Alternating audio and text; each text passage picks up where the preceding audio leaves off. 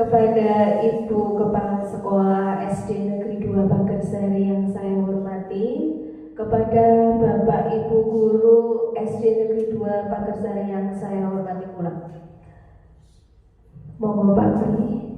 Terima kasih atas waktunya panjenengan sedaya rawuh di ruang kelas 6 ini untuk memenuhi tugas aksi nyata saya dalam modul 1.4 tentang diseminasi budaya positif di sekolah.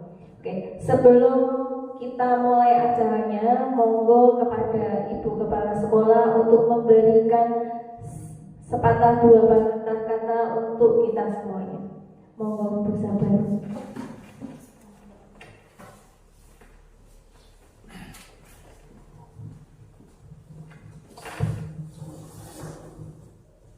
Assalamualaikum warahmatullahi wabarakatuh.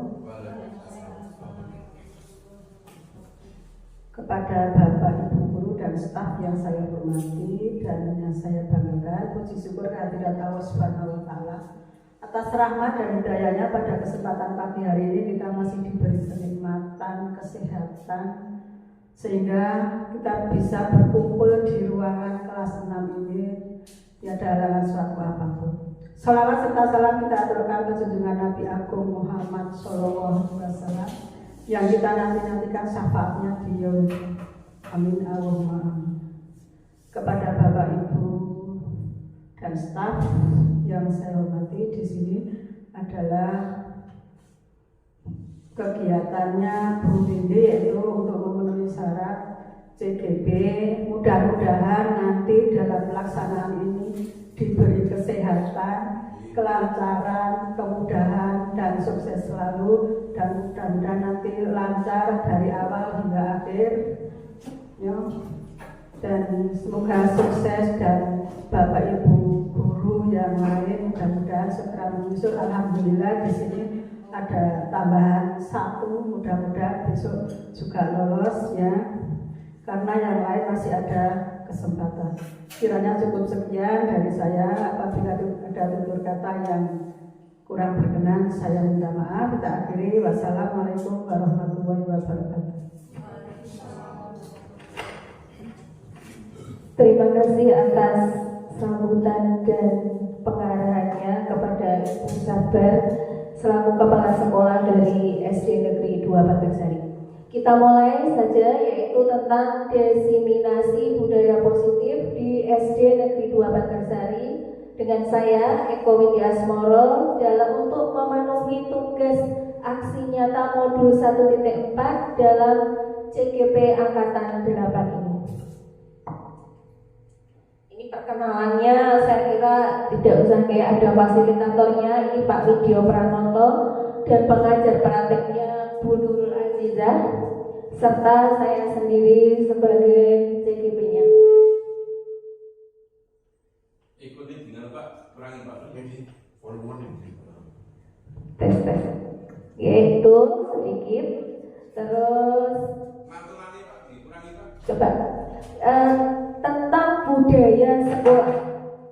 Budaya sekolah Bapak Ibu Guru sudah biasa ya dengan budaya sekolah. Apa itu budaya sekolah? Mengapa budaya sekolah itu penting? Kira-kira budaya sekolah itu apa ya menurut Bapak Ibu Guru? Ada yang bisa?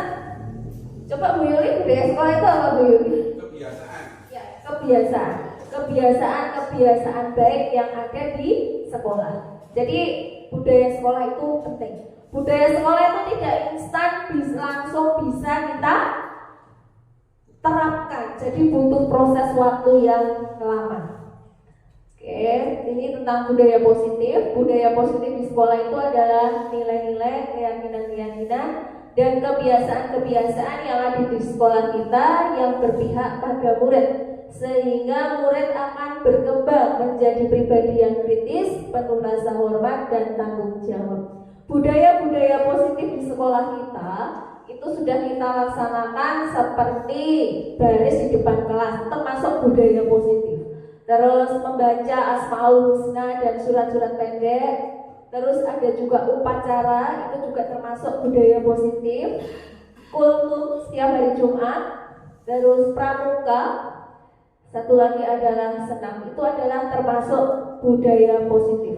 Jadi dari kebiasaan-kebiasaan itu nanti akan menjadi budaya positif di sekolah kita. Terus konsep inti budaya positif yang akan saya sampaikan di sini tentang perubahan paradigma teori kontrol, makna disiplin dan nilai-nilai kebajikan, hukuman, konsekuensi dan restitusi, 3 motivasi perilaku manusia, 5 kebutuhan dasar, keyakinan kelas, 5 posisi kontrol guru, dan segitiga restitusi. Saya lihat Bapak Ibu guru serius sekali, ya? Coba kita breaking sebentar ya. Saya melihat tegang sekali, kita santai aja Bapak Ibu. Coba kita saya punya tepuk siang ya. Ada pagi, siang, sore, malam. Kalau saya bilang pagi, tepuknya sekali saja.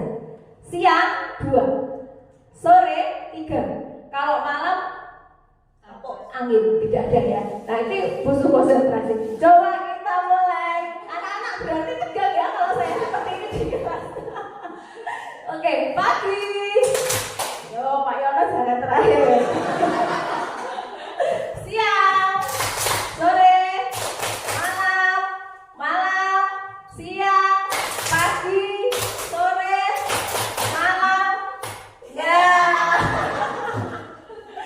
Sahabat tidak konsentrasi. Oke, kita sedikit aja ya, kita refresh biar tidak tegang. Saya nggak apa-apa, kita buat santai di sini.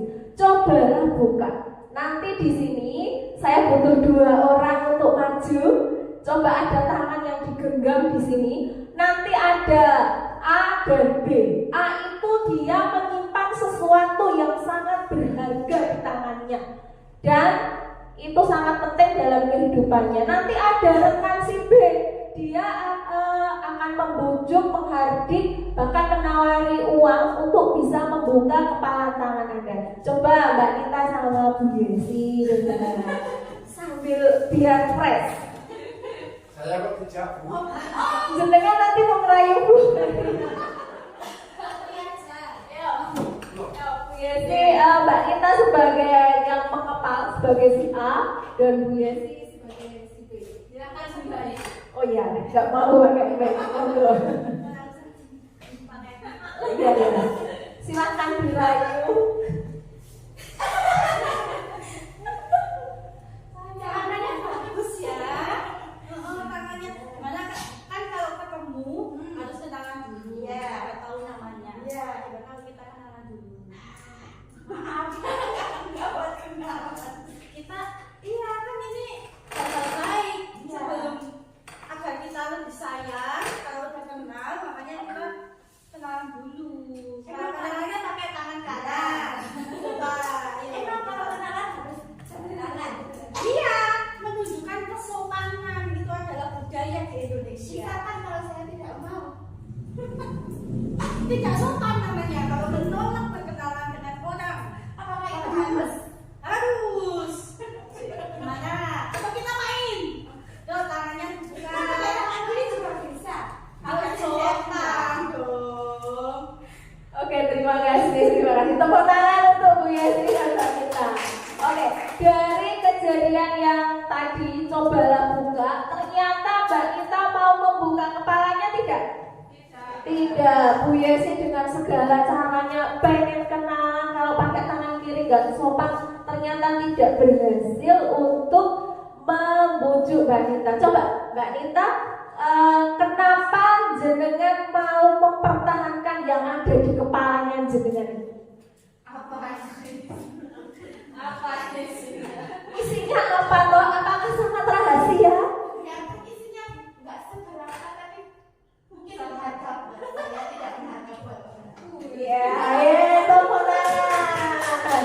Oke, jadi di sini ini sangat penting. Jadi yang bisa mengontrol diri kita itu adalah kita sendiri, bukan orang lain. Ini berhubungan dengan perubahan paradigma teori kontrol.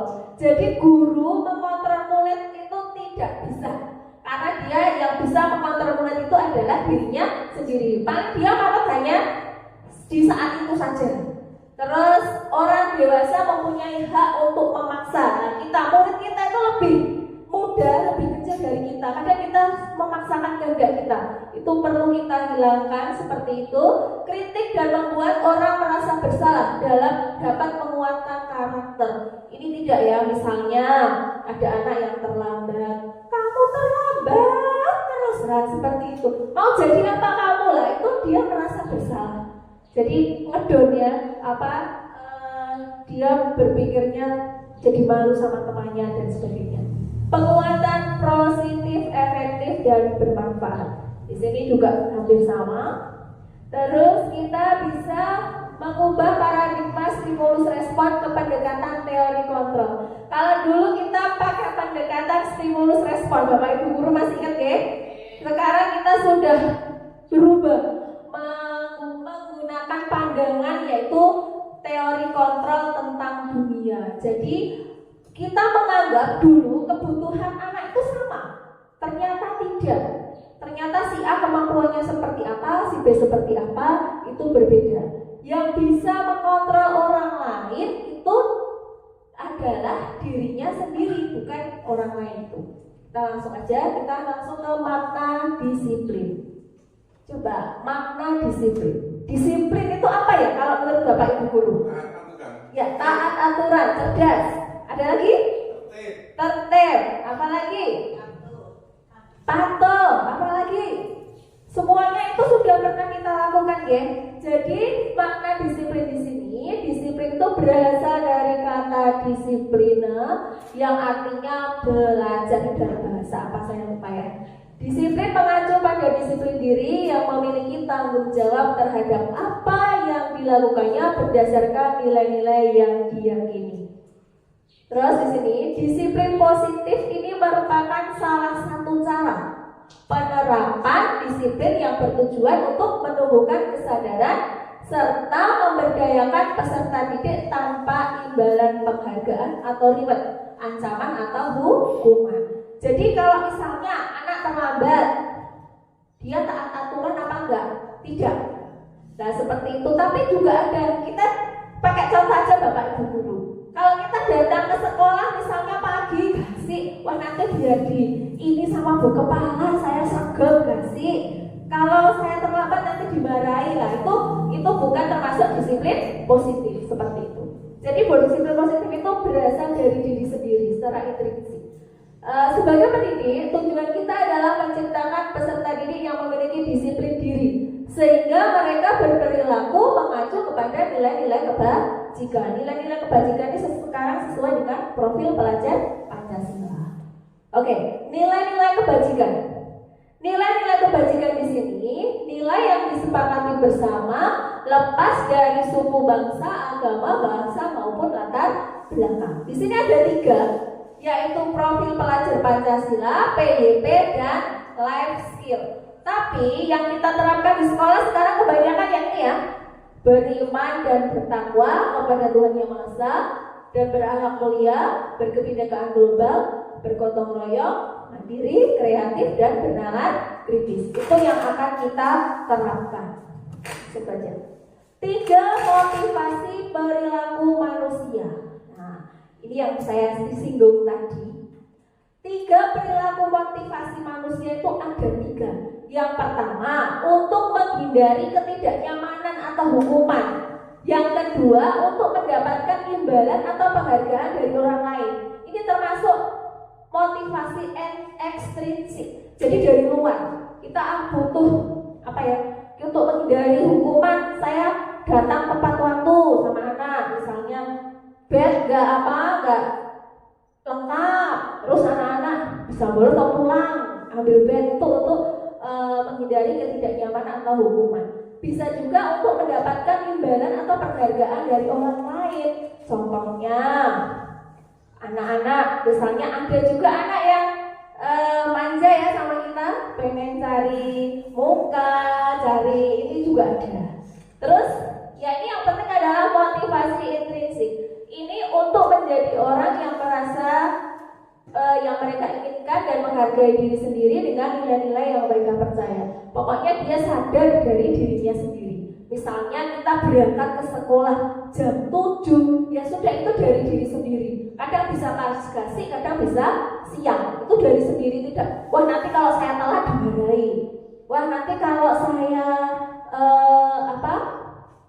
terlalu sregep, nanti biar teman-teman bunyinya kan sregep sekali ya Bu, seperti ini. Untuk mendapatkan imbalan atau penghargaan dari orang lain. Oke. 5 kebutuhan dasar manusia. Ini penting ya. 5 kebutuhan dasar manusia. Di sini kebutuhan bertahan hidup. Kebutuhan bertahan hidup itu tentang apa? Sandang, papan, dan pangan. Terus tentang kasih sayang dan rasa diterima. Penguasaan, ini kebutuhan pengakuan atas kemampuannya. Kebebasan, kebutuhan akan pilihan. Kesenangan, kebutuhan untuk merasa senang. Contohnya kita ambil Abi merebut makanan temannya. Kalau Abi itu tidak dibawa bekal sama ibunya, dia merebut makanan temannya, itu berarti dia kebutuhannya untuk bertahan hidup karena dia butuh makan.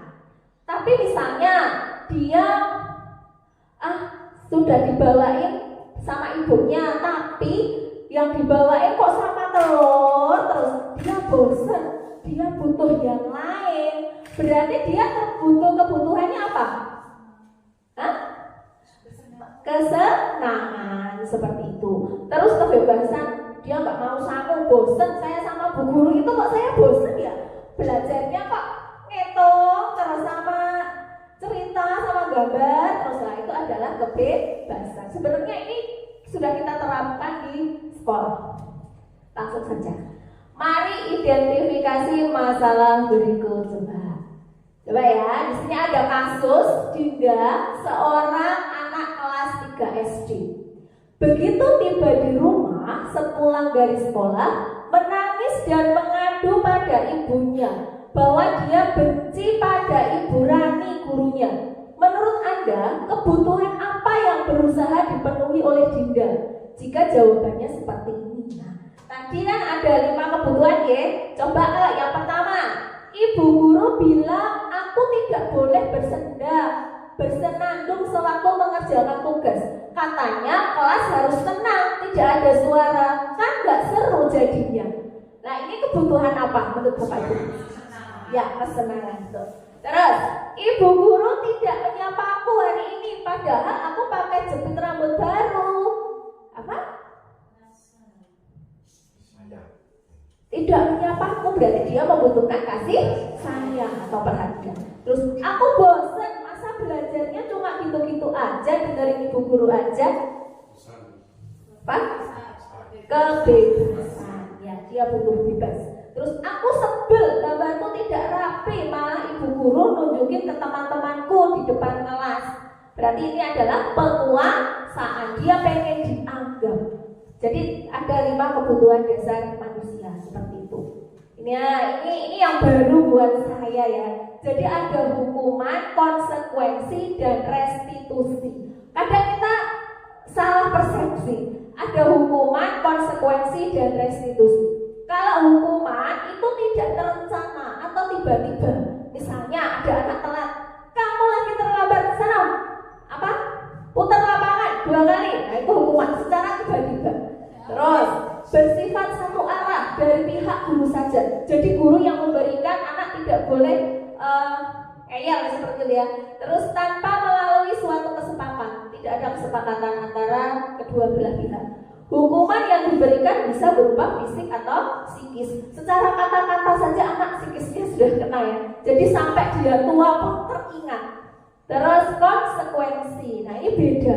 Konsekuensi itu sudah terencana, sudah disepakati sesuai peraturan. Contohnya, kalau anak-anak nyoret-nyoret meja, berarti konsekuensinya apa? Membersihkan mejanya, dibersihkan. Terus anak tidak mengerjakan PR, berarti dia harus mengerjakan PR seperti itu. Terus murid tidak nyaman juga di sini karena dia terpaksa melakukannya. Terus sikap guru selalu memonitor murid. Mana tugasmu sudah dikerjakan belum? Kemarin nggak mengerjakan PR lah, seperti itu. Terus restitusi, lah ini yang terbaru ibu-ibu dan bapak guru. Restitusi itu bukan untuk menebus suatu kesalahan, namun untuk belajar dari kesalahan. Terus memperbaiki hubungan. Tawaran bukan paksaan, jadi anak ditawari. Kamu kenapa terlambat? Dan sebagainya. Kita harus pakai cara dari hati. Nanti ada Nanti saya jelaskan di sini. Terus ada proses kolaboratif yang mengajarkan murid untuk mencari solusi sendiri. Terus selanjutnya hukuman dan konsekuensi. Coba Bapak Ibu guru bisa membedakan nggak antara hukuman dan konsekuensi? Ini dua hal yang sama tapi berbeda. Mencatat 100 kali di dalam buku kalimat saya tidak akan terlambat lagi karena terlambat ke sekolah. Hukuman. Ya langsung nggak ada hubungannya. Jadi kalau konsekuensi itu berhubungan, tapi kalau hukuman nggak ada hubungannya. Lari mengelilingi lapangan basket 2 kali karena terlambat tadi di sekolah. Hukuman lagi. Membersihkan coretan yang dibuatnya di meja tulis. Konsekuensi. Jadi sesuai konsekuen. Berjemur di lapangan basket untuk pukul 12 siang karena ngobrol dengan teman. Hukuman. Nanti zaman dulu kita sekolah masih dihukum zaman saya. Hormat bendera sampai abang itu ya. Nah sekarang tidak boleh ya. Murid diminta bertelanjang kaki sepanjang hari karena tidak menggunakan sepatu warna hitam sesuai peraturan sekolah. Konsekuensi. Karena dia sepatunya tidak hitam, makanya konsekuensinya harus dilepas. Kalau di SD nggak ada ya. Kalau di SMP masih berlaku. Keliling lapangan, bersihin WC seperti itu. Padahal sekarang tidak boleh. Nah ini dihukum oleh penghargaan. Nah, Bapak Ibu di sini ternyata kalau kita mengasih penghargaan yang berlebihan buat murid itu efeknya banyak sekali. Kita juga baru tahu kemarin ternyata penghargaan itu berpengaruh jangka pendek dan jangka panjang. Kalau untuk jangka pendek nggak masalah, misalnya si A juara ranking, lah dari ranking saja itu ternyata sudah menimbulkan suatu hukuman untuk anak. Coba saya jelaskan satu-satu. Pengaruh jangka pendek dan jangka panjang. Untuk jangka pendek ini berlaku bagus sekali, dia bangga dengan apa yang dia dapatkan. Tapi untuk jangka panjang itu tidak bagus juga. Penghargaan itu tidak efektif. Jadi mereka mengerjakan misalnya, ayo yang dapat nilai 100 saya kasih uang 5.000. Nah mereka cepet-cepetan, maka tidak efektif di sini.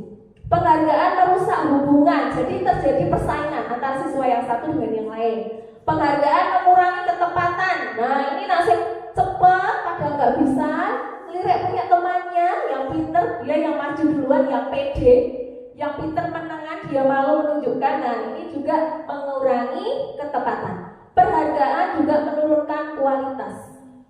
Ini juga mematikan kreativitas karena nek saya benar sesuai yang Bapak Ibu instruksikan, berarti saya dapat penghargaan. Terus penghargaan ini menghukum. Contohnya untuk ranking. Nek ranking 1 dia bangga, tapi yang ranking 2 dia sangat merasa tersiksa ya. Wah kenapa aku gak yang ranking 1 lah seperti itu. Jadi penghargaan itu bisa juga menghukum anak. Coba di sini. Nah ini keyakinan kelas. Sekarang di kurikulum Merdeka itu kita sebenarnya sama saja, tapi cuma kata-katanya yang berbeda ya. Kenapa kok keyakinan kelas, kok bukan peraturan kelas? Nah ini peraturan kelas dengan keyakinan kelas itu berbeda ya Bapak Ibu. Kalau kita anggapnya kan sama ya, ternyata ini berbeda. Apa bedanya keyakinan kelas dengan kesepakatan kelas dan peraturan kelas? Ini juga berbeda lagi. Kira-kira Pak Yono tahu apa bedanya peraturan kelas dengan keyakinan kelas? Mungkin kalau peraturan kelas dibuat berdasarkan kesepakatan, Ya. tapi kalau keyakinan mungkin timbul dari diri pribadi. Dari diri pribadi siswa, ya. Coba kita lihat di sini ya. Jadi keyakinan kelas dan kesepakatan kelas itu berbeda. Kalau kesepakatan kelas itu lebih rinci dan detail. Terus kesepakatan kelas itu konkret dan lebih mirip pada peraturan. Tetapi kalau keyakinan kelas ini bersifat lebih abstrak, berisi nilai-nilai kebajikan yang diyakini secara universal. Contohnya, misalnya tidak boleh datang terlambat, itu tidak boleh pakai kata-kata seperti itu. Kita berarti itu nilainya apa ya? Disiplin. Nah, nulisnya seperti itu. Dilarang coret-coret meja, berarti dia harus bertanggung jawab. Dilarang mencontek, nggak boleh. Sekarang nggak boleh pakai kata-kata tidak boleh, dilarang, nggak boleh. Dilarang mencontek berarti apa kata-katanya? Jujur, anak harus bersikap jujur. Jadi nilai-nilai kebajikan universal yang disepakati secara tersirat dan tersurat itu lepas dari latar belakang suku, negara, bahasa maupun agamanya. Seperti itu. Saya yakin Bapak Ibu guru dari zaman dulu sudah membuat kesepakatan kelas dan keyakinan kelas. Nah, saya ini keyakinan kelas padahal juga pasti ini ya, misalnya membayar infak, membayar kas itu ya nggak boleh. Jadi contohnya misalnya mendengarkan ketika guru atau teman berbicara. Nah, ini berarti dia apa? Saat menghormati diri sendiri dan orang lain, saling menyayangi. Datang dan pulang tepat waktu berarti disiplin. Atau memakai seragam sesuai jadwal itu juga disiplin. Berdoa sebelum dan sesudah belajar itu beriman dan bertakwa. Tidak menyontek itu berarti jujur, berkata sopan dan santun dan sebagainya. Ini hanya contoh saja. Bapak Ibu guru kalau menerapkan di kelas, ini anak-anak akan lebih antusias sekali. Nah, kemarin saya sudah membentuk keyakinan kelas seperti ini. Jadi anak-anak saya kasih kertas seperti ini, dia menuliskan apa yang dia inginkan di sini. Terus terjadi berapa ya? 7 kesepakatan. Ternyata anak-anak itu juga inisiatifnya banyak sekali ya, kreativitasnya banyak sekali. Itu contohnya seperti itu. Bapak Ibu saya kira sudah jelas ya. Nah ini dari peraturan kelas kita buat peraturan dulu. Peraturannya apa? Nanti setelah jadi peraturan baru menjadi keyakinan. Kalau sudah menjadi keyakinan, nanti akan timbul lingkungan yang positif. Kalau lingkungannya sudah positif, maka akan menjadi budaya positif di sekolah tersebut. Jadi pertama kita mulai dari kelas dulu. Kelas sudah kondusif, oke, mesti nanti akan ke lingkungan. Lingkungannya sudah oke, baru kita merambah ke sekolah. Nah, ini Bapak Ibu guru yang menarik bagi kita. Posisi kita itu sebenarnya di mana toh? Nah, ini saya terus terang kalau saya itu hanya sebagai penghukum dan pemantau kalau saya ya. Oke, jadi 5 posisi kontrol guru itu ada sebagai penghukum, pemantau atau monitor, pembuat merasa bersalah, teman dan manajer. Coba nanti jenengan dipikir saya tuh sekarang kemarin itu sebagai apa ya? Nah, coba saya jelaskan satu-satu nanti. Nah, contoh penerapan 5 posisi kontrol. Coba saya di sini nggak apa-apa ya sebentar lagi. Ada kasus siswa terlambat datang ke sekolah 25 menit. Berarti dia sampai sekolah jam 7.25 menit.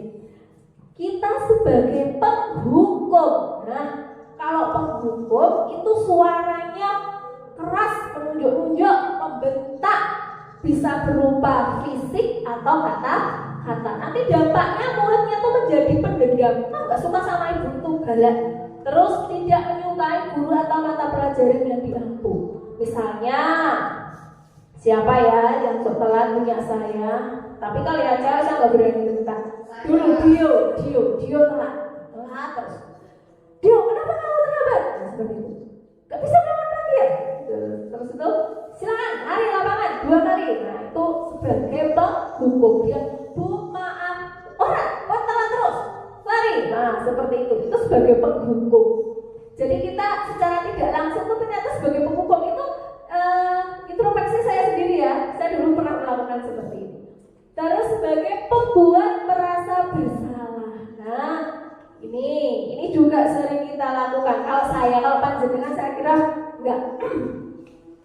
Kalau ini suaranya lebih lembut tapi nusuk ke hati. Nah, melembut, tenang, namun kata-katanya tuh menyakitkan murid.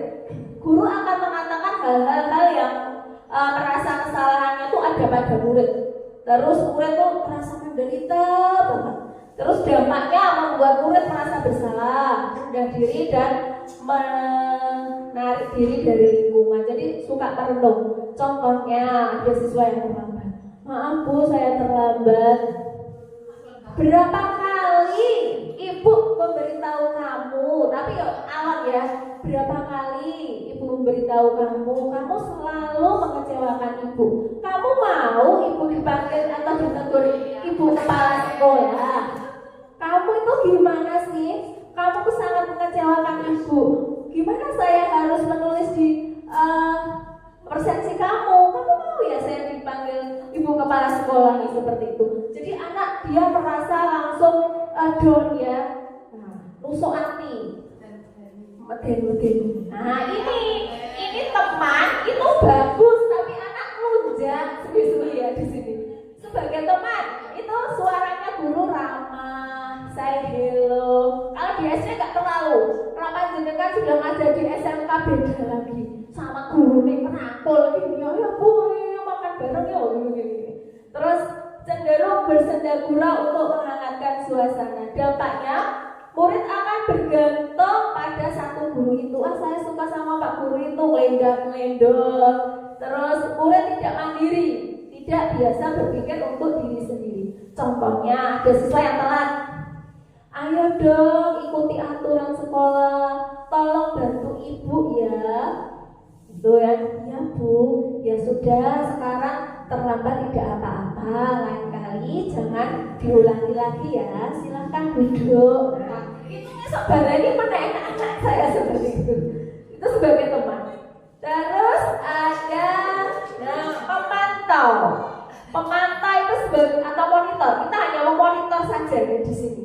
Posisinya suaranya datar, tidak emosi, tidak bersenda gurau, tercipta identitas diri positif atau berhasil.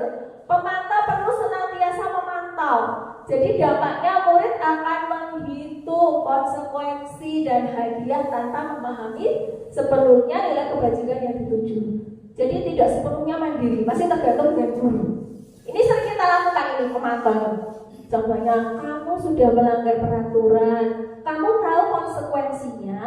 Pada jam istirahat, silahkan kamu tetap tinggal di kelas selama 25 menit untuk mengerjakan ketertinggalan kamu dan jangan diulangi lagi ya. Itu sebagai pemantau. Tapi kan kita harus mantau. Ada si A masih di kelas, gara PR serama mau urung Bapak Jabur. Bu, udah selesai ya, boleh istirahat. Itu juga menjadi beban kita. Nah, ini yang paling ideal di CGP, posisi sebagai manajer. Manajer itu gak susah-susah, gampang menerapkannya. Untuk posisi manajer ini suaranya netral, tidak emosi, tidak terlalu ramah dan tidak bernada tinggi. Tercipta identitas positif atau berhasil. Guru dengan tulus mengajukan pertanyaan bermakna. Guru membimbing murid untuk memecahkan masalahnya secara mandiri. Dampaknya murid mandiri, percaya diri dan memecahkan masalah. Contohnya sebagai manajer ada siswa yang terlambat. Apakah kamu tahu kesalahanmu? Alon-alon nggak boleh benar-benar. Iya Bu, saya terlambat. Kira-kira bagaimana kamu memperbaiki kesalahanmu? Jadi mencari solusi di sini. Mungkin kalau kelas atas sudah ngalah, naik kelas bawah lah. Ini kelas bawah malah ngeyel. Saya kenal Bu, belum mandi lah gitu ya. Kalau kelas bawah kita perlu memberikan apa ya? Sedikit respon, memberikan stimulus dulu. Nah ini coba kita tebak-tebakan posisi kontrol. Apakah aku? Saya kecewa sekali dengan kamu. Posisi apa ini Bapak Ibu? Hukuman? Ya, pembuat merasa bersalah. Saya kecewa sekali dengan kamu nak. Apakah kamu mau ibu ditegur bapak kepala sekolah? Nanti dia ngomong aja gara-gara saya nanti ibu guru dimarahin ibu kepala sekolah. Yang kedua coba, kamu selalu saja salah. Apa ini? Posisi apa? Penghukum. Nah, terus ada enggak? Apa rencanamu untuk menyelesaikan masalah ini? Apa? Manajer. Ya. Ini susah ya menerapkan SMK manajer apalagi di SD.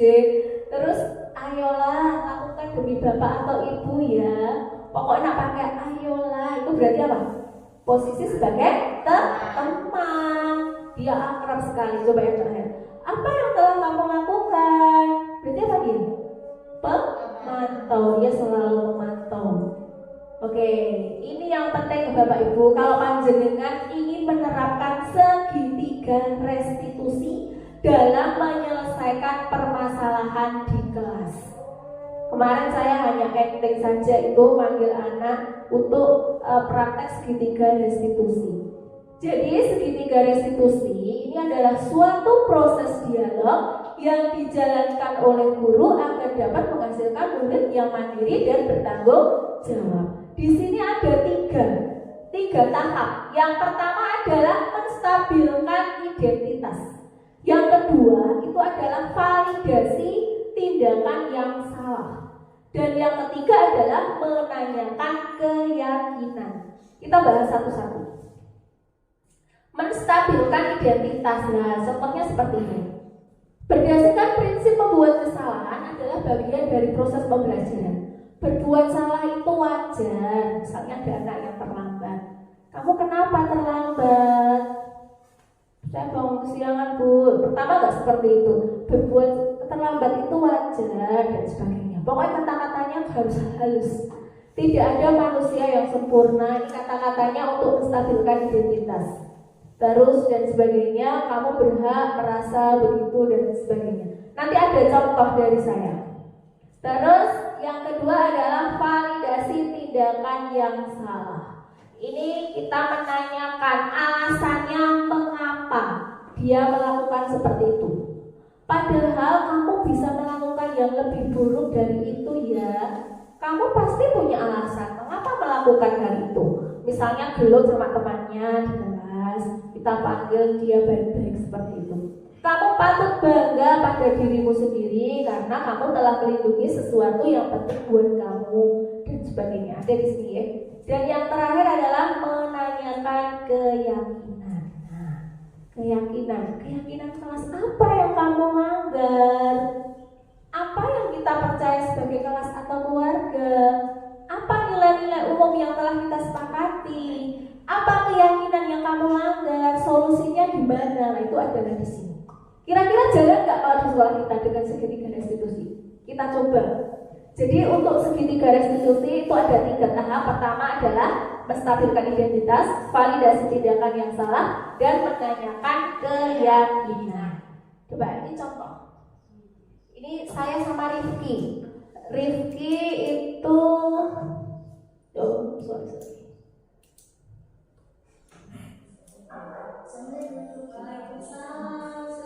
Ya itu bukan diri saya ya. harus setting. Selamat siang Mas Rifki. Mas Rifki sering tidak mau dengan buku pelajaran ya. Sering tidak mau pelajaran itu suatu kesalahan. Mas Rifki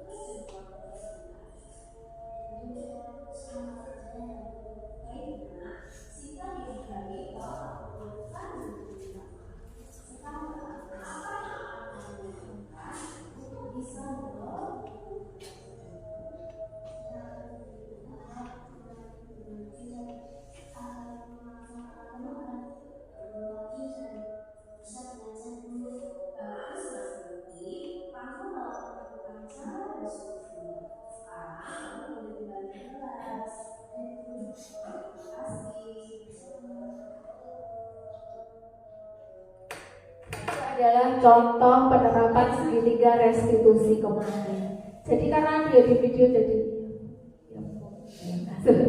itu ada 3 tahapan, yaitu dengan menstabilkan identitas. Kenapa dia sering tidak membawa buku? Itu sering terjadi ya di kelas, bukunya ketinggalan, salah jadwal dan sebagainya. Terus katanya dia bangun kesiangan. Kenapa? Karena sering main HP sampai malam sehingga dia telat. Ternyata dia telah melanggar keyakinan kelasnya, yaitu tidak disiplin. Jadi dia memperbaikinya dengan yang terakhir adalah menanyakan keyakinan. Jadi solusinya di situ. Coba Bapak Ibu guru, saya mau flashback lagi. Saya kasih kertas biar Bapak Ibu bergerak. Nanti tulis 1 posisi Bapak Ibu. Selama ini tuh Bapak Ibu tuh jadi apa toh? Guru, posisi kontrolnya itu sebagai apa? Coba, apakah sebagai penghukum? Apakah sebagai pemantau? Apakah sebagai apa Bapak Ibu, teman? Ataukah sebagai manajer? Silakan ditulisin nama yang kecil dan posisinya apa. Nanti kita tempelkan di sini. Bapak-bapak tidak. Posisinya 2 atau 1? Oh, boleh 2, boleh 1. Oh, Banyak. sesuai jenengan. Posisinya Yang pembuku. Kami Abi, spesialis.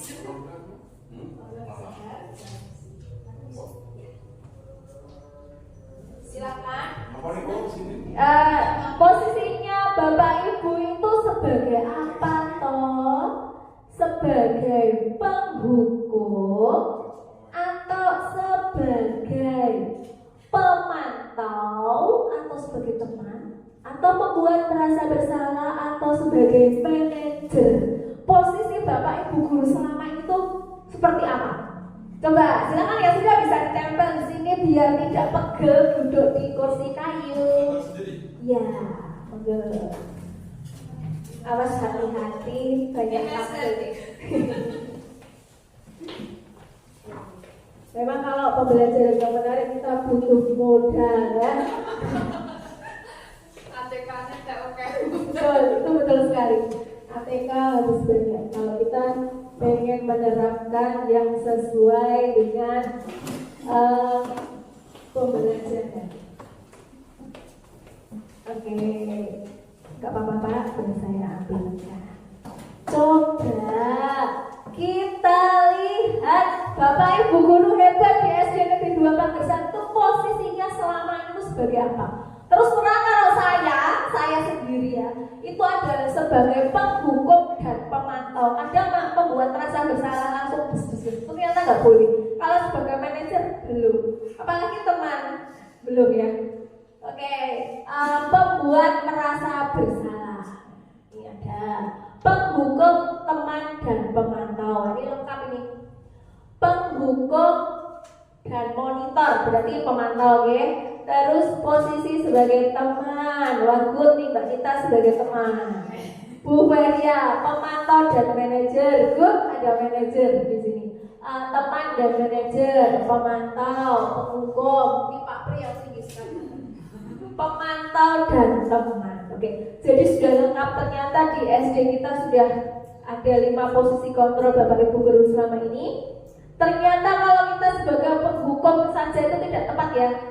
Kita harus bisa menempatkan sebagai manajer. Itu kiranya dari saya tentang budaya positif yang ada di sekolah kita. Dan penerapannya kita harus mengubah pola pikir kita. Yang dulu siswa harus nurut sama kita, sekarang enggak. Kita harus yang melayani siswa. Dia cara belajarnya seperti apa?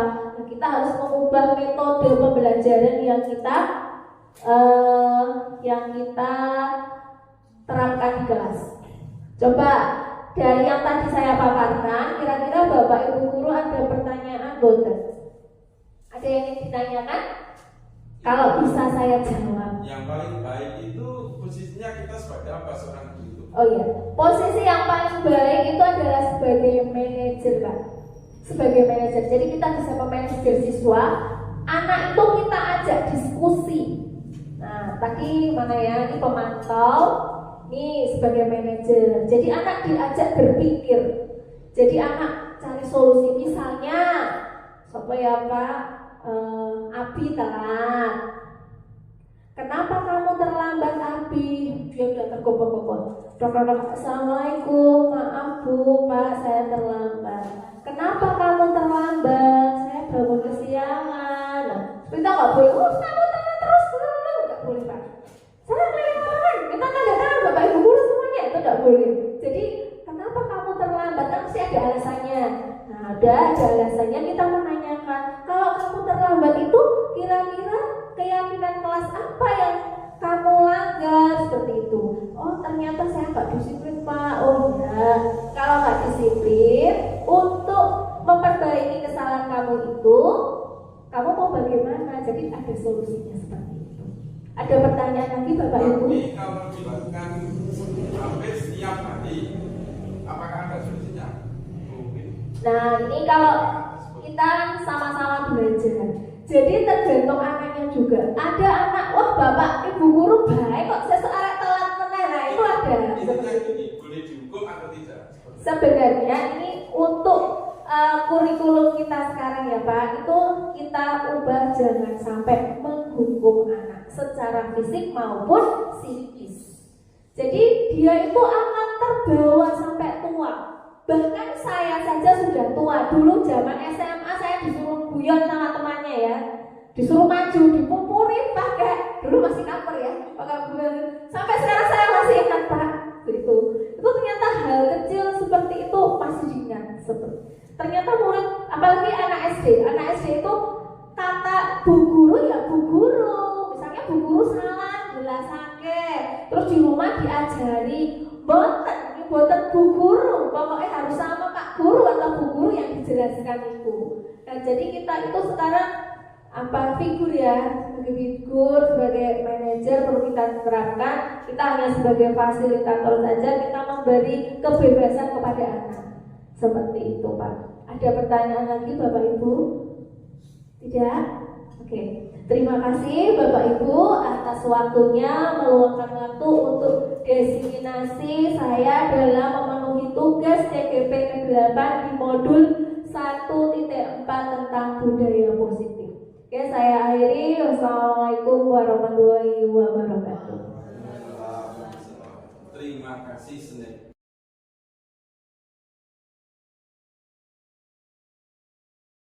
Oke, assalamualaikum warahmatullahi wabarakatuh. Waalaikumsalam warahmatullahi wabarakatuh.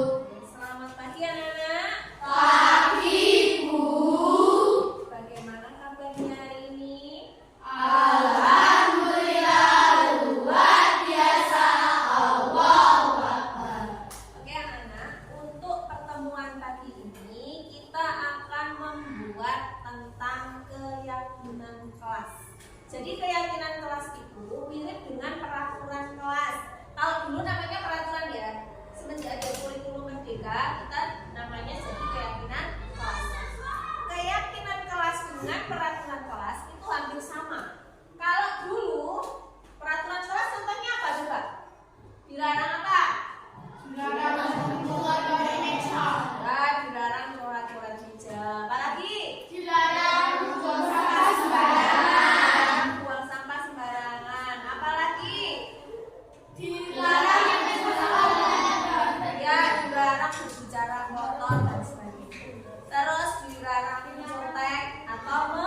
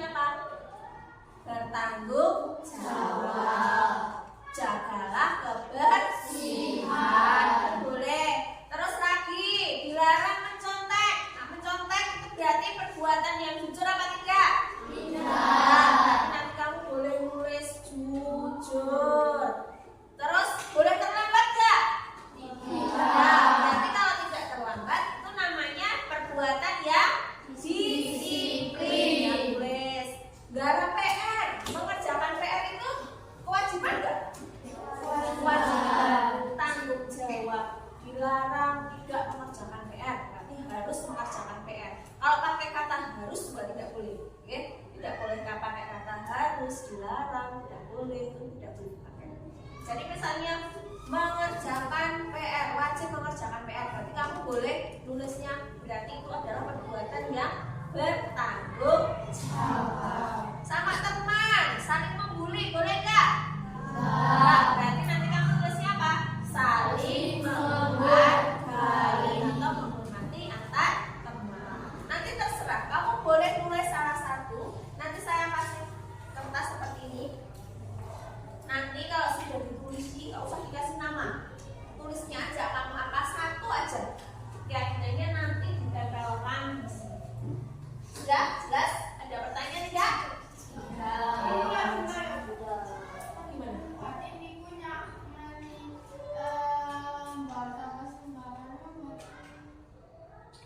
Jaga kebersihan. Jangan sampai kebalik ya. Yang ditulisi yang sini, yang lainnya nanti yang ditempel. Silakan yang sudah dapat kertas boleh langsung ditulisi. Silakan boleh langsung ditulisi, langsung ditempel di depan.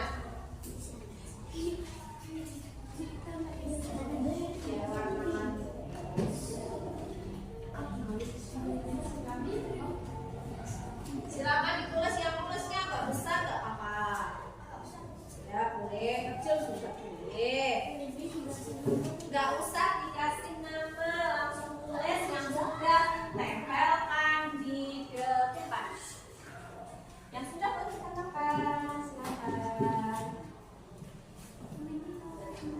Nggak apa-apa. Silakan ditulis sesuai yang kamu inginkan. Kelas kita itu mau gimana sih? Silakan. Kalau saya mau keluar minta kertas lagi dulu.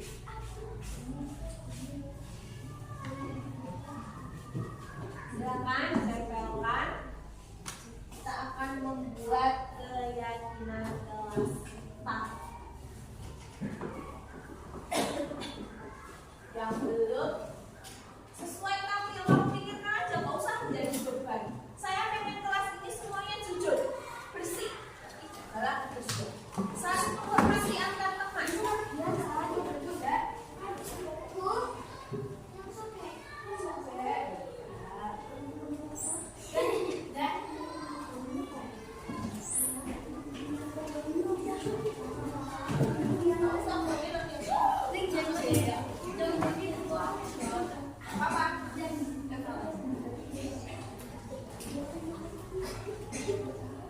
Ya, sudah semua yang belum? Nanti kita pilah-pilah di sini. Nanti yang sama kita jadikan satu, yang sejenis kita jadikan satu nanti. Disiplin, jujur, disiplin, jaga kebersihan. Oke, sopan. Sudah dikumpulkan semua? Kita pilah-pilah yang sama dulu. Disiplin jadi satu, jujur disiplin, saling menghargai, saling menghargai, wajib mengerjakan PR, datang tepat waktu, oke? Terus apa lagi? Datang tepat waktu, menjaga kebersihan, saling menghormati, saling menjaga kebersihan, oke? Dilarang mencoret tembok, dilarang, disiplin, saling menghargai, oke? Sopan, menjaga kebersihan kelas, buang sampah pada tempatnya, itu berarti termasuk menjaga kebersihan. Jagalah kebersihan. Oke, berarti di sini kita sudah mendapatkan kesepakatan kelas kita. Yang pertama adalah disiplin, jujur, datang tepat waktu, saling menghormati antar teman, menjaga kebersihan. Mencoret tembok ini berarti juga termasuk kebersihan. Satu lagi adalah sopan. Oke, berarti kesepakatan kelas kita tempel di sini. Ambil yang mirip kita jadikan satu. Oke, kita sudah mendapatkan berapa? 5. Pasti jujur belum. Datang tepat waktu, menghargai, menghormati, mengerjakan PR, wajib mengerjakan PR. Oke, kita sudah dapat berapa keyakinan kelas? 7. Yang pertama adalah disiplin. Yang kedua adalah saling menghargai atau menghormati. Yang ketiga datang tepat waktu, jagalah kebersihan, sopan, jujur, dan wajib mengerjakan PR. Setuju? Setuju ya? Oke, kalau setuju nanti kita tanda tangan di sini, ada tanda tangan.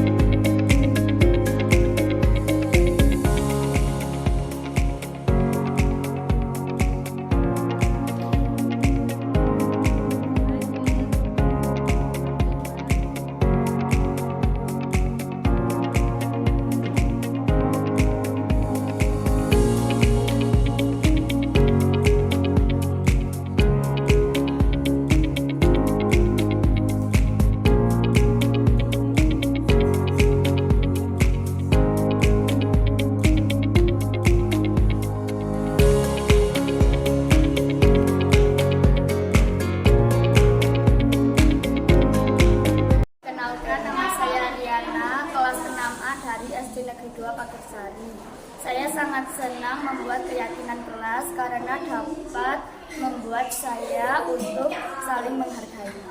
Perkenalkan, nama saya Angga Pratama dari kelas 6A dari SDN 2 Pagersari. Saya sangat senang membuat keyakinan kelas karena dapat melatih saya untuk tanggung jawab. Terima kasih.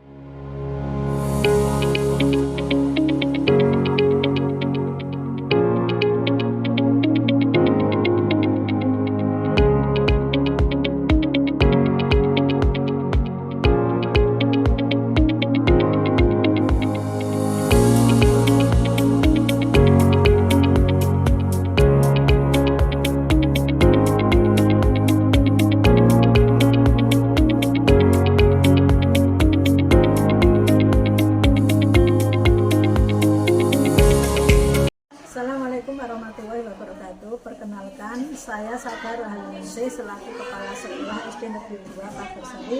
Diseminasi budaya positif yang disampaikan oleh Ibu Indi sudah sangat bagus, sehingga dapat menambah wawasan dan pengetahuan rekan sejawat tentang budaya positif yang bisa diterapkan di sekolah. Terima kasih. Wassalamualaikum warahmatullahi wabarakatuh. Assalamualaikum warahmatullahi wabarakatuh. Saya Yuli Suci Kristanti dari SD Negeri 2 Pagersari, rekan sejawat dari Bu Eko Windy Asmoro. Mengenai diseminasi yang disampaikan tentang budaya positif sudah bagus, sehingga menambah pengetahuan saya tentang posisi kontrol sebagai seorang guru, segitiga restitusi, dan membuat keyakinan kelas yang dapat saya terapkan di sekolah. Terima kasih. Wabillahi taufiq wal hidayah. Wassalamualaikum warahmatullahi wabarakatuh.